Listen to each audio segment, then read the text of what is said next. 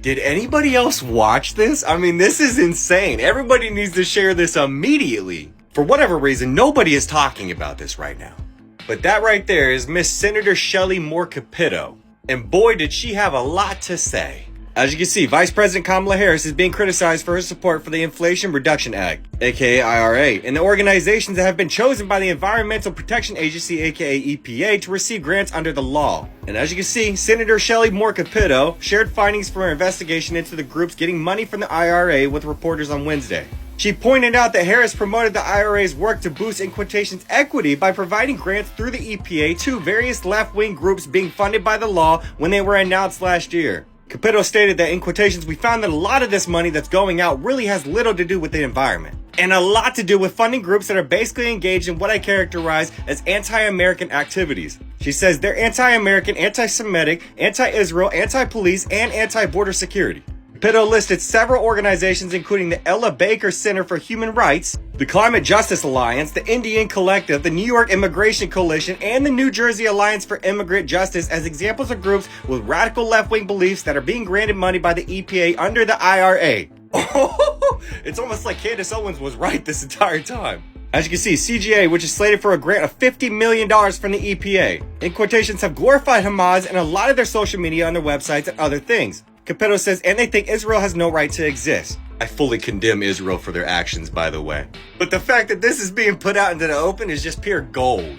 But as you can see, allegedly, the group has previously hosted events designed to frame the, in quotations, Free Palestine movement as like, in quotations, climate justice issue. And supposedly, it has also promoted artwork symbolizing the October 7th terrorist attack on Israeli citizens by Hamas. Allegedly, one image promoted by the organization for use at protests showed a bulldozer taking down a section of the Israel-Gaza border fence during the attack, with the word, in quotations, decolonize Palestine written above it. Holy shit.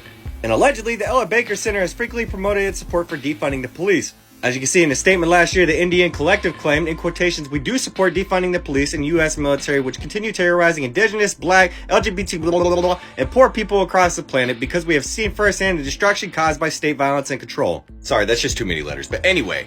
But as you can see, supposedly both the New York Immigration Coalition and the New Jersey Alliance for Immigrant Justice have expressed support for abolishing ICE or keeping the agency from operating within the states. And allegedly, when groups selected for EPA grants were announced in December of 2023, okay? Harris remarked that in order to provide a clean environment, in quotations, President Joe Biden and I have put equity at the center of our nation's largest investment in climate in history. Oh, Kamala Harris. As if you switching up your accent in the rally in Atlanta wasn't bad enough. Which, let me just say, I'm sure it's obvious to everybody else as well. She is trying way too hard to pull that card. How many times throughout the years has this woman claimed to be of Indian descent? Has anybody heard her say once that she was black? But regardless, for this to be put out into the open finally is huge news. And I think next we should take it all the way back to BLM. I mean, is anybody aware of her controversial past during that time period? Because if you're not, you might want to really look into it. You see, sadly, people don't even research into matters for themselves anymore.